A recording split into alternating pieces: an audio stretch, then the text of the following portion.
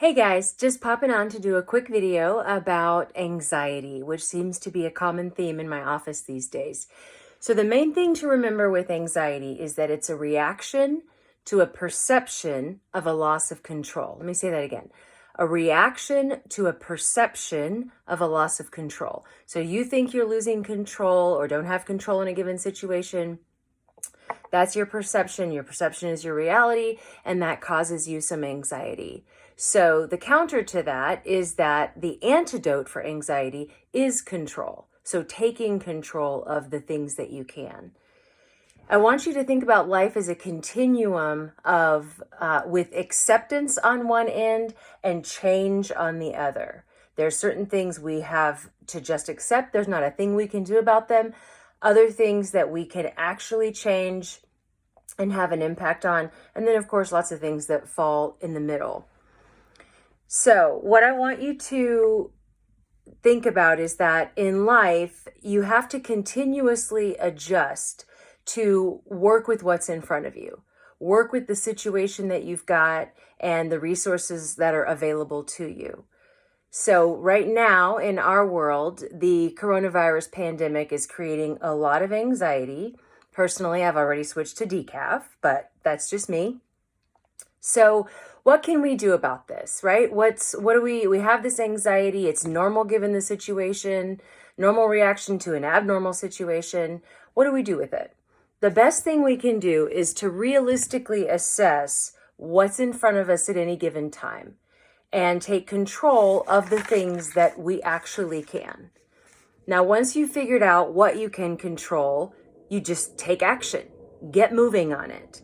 So create a plan of attack for addressing the things that you can. For example, if you have too much time on your hands, too much time to think, create a schedule to organize your time. You can include activities, self-care, relaxation, or virtually engaging with other people. Or make a list of distractions that you can reference for something to do when your brain starts to spiral with those anxious thoughts. So just a list of things that bring you pleasure or joy or are productive or help you get things taken care of. And then whenever your brain starts to spiral in that or you start to feel anxious, you can go back to your list of distractions and direct your attention elsewhere. Or reach out to someone you trust and share your thoughts and feelings. Often another perspective or just having someone else hear you out or be a sounding board makes a huge difference. You'd be amazed at how many people come into my office feeling a certain anxiety, depression, you name it. And by the end of the session, they feel better simply because they have just shared their thoughts and feelings with someone else. I'd like to think it's because I'm just so fabulous, but the truth of the matter is just getting those thoughts and feelings out goes a long way. So another example, if you're feeling cooped up, get outside and move your body. Just 20 minutes of physical exercise releases endorphins in the brain. Those are those free and legal happy chemicals that we get with just 20 to 30 minutes of physical movement. And those chemicals serve to help us fight any sort of psychological distress. They can help with anxiety. They help a great deal with depression. Just very good chemical release that can be brought on very simply with moving your body.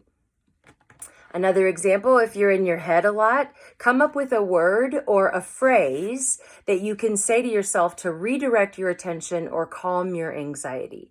Some examples include relax, calm, breathe, focus, or on the other end, distract. Phrases might include, I'm doing my best, I'm staying safe, or this will not last forever. Anything that you can come up with that will help you to calm down. Prayer, of course, is a great go-to when you feel anxiety. You just instantly stop and pray that God will give you the strength to get through that, take the anxiety away. Around here, we're praying on a nightly basis that He protects the people on the front lines and takes this virus away just as soon as possible.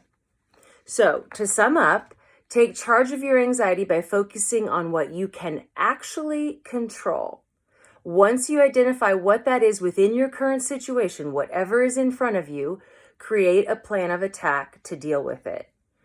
Write it out or talk it through with someone else to get another perspective or additional input, or simply to get validation for the track that you're on. Okay, guys, be well in your mind and stay healthy in your body. And if there's anything I can do to help you during this time, please give my office a call.